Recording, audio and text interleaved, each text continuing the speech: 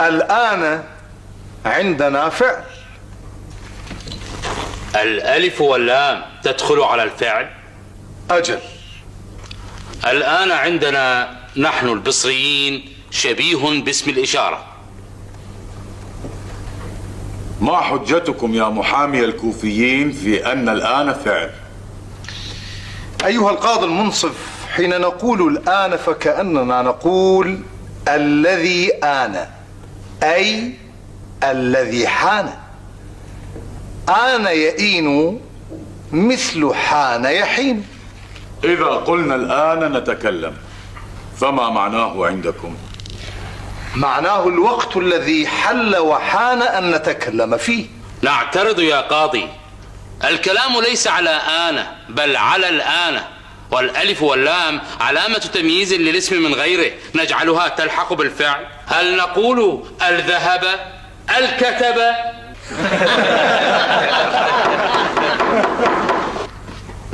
أيها القاضي المنصف، نحن نتكلم على ال بمعنى الذي، التي تدخل على المشتق، مثل الشاري أي الذي اشترى، والبائع الذي باع. نظرنا نحن الكوفيين في العربية فرأينا أن الألف واللام تقوم مقام الذي كثيرا طلبا للتخفيف. قل لي يا فرزدق، هل صادف أن أدخلت الألف واللام على الفعل؟ أجل. فأبنه للمحكمة. قلت: ما أنت بالحكم ترضي حكومته ولا الدليل. حسبك يا فرزدق، الترضي حكومته ماذا يعني؟ يعني الذي ترضي حكومته. أيها القاضي، ليس عندي مع الشاهد شيء.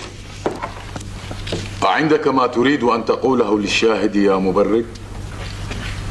يا فرزدق، قد قلت ما أنت بالحكم ترضي حكومته، فلما لم تقل ما أنت بالحكم الذي ترضي حكومته؟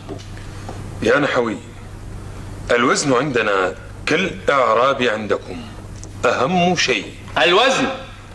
ألجأه الوزن لأن يغير في الكلام المستعمل، ونحن هنا في كلام الطبع لا كلام الضرورة. شكرا لك يا فرزدق.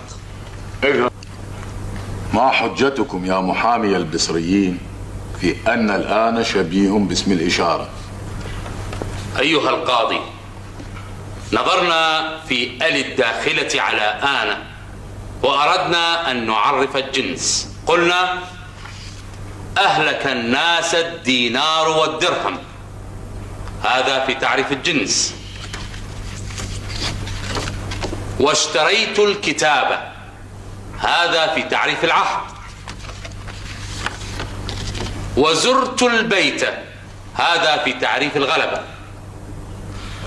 فلما رأينا أن ال الداخلة على آن لا تكون لمعنى من هذه المعاني، عرفنا أنها دخلت لمعنى الإشارة إلى الوقت الحاضر. فما معنى الآن نتكلم عندكم؟ الآن نتكلم يعني هذا الوقت نتكلم، فصار الآن يشابه اسم الإشارة. ولما كان اسم الإشارة مبنيا مثل هذه وتلك، بني الآن على الفتح.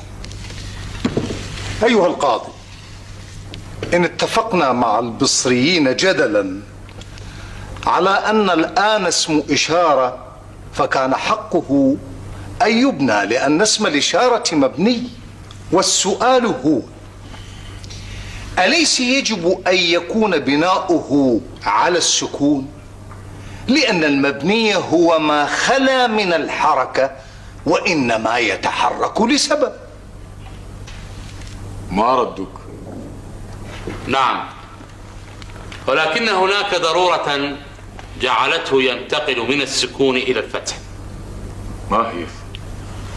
إذا سكنا النون وقبلها ألف ساكنة، عندئذ سيلتقي ساكنان، ولهذا بني على الحركة. وعندها يجب أن تكون هذه الحركة الكسرة. لولا وجود هذه الألف، الألف تنسجم وتتناغم مع الفتحة، لأن الألف عبارة عن فتحة طويلة، أليس كذلك؟ الآن يا قاضي شبيه باسم الإشارة مبني على الفتح. قرار الحكم. حكمنا على الكوفيين للبصريين في هذه القضية. الآن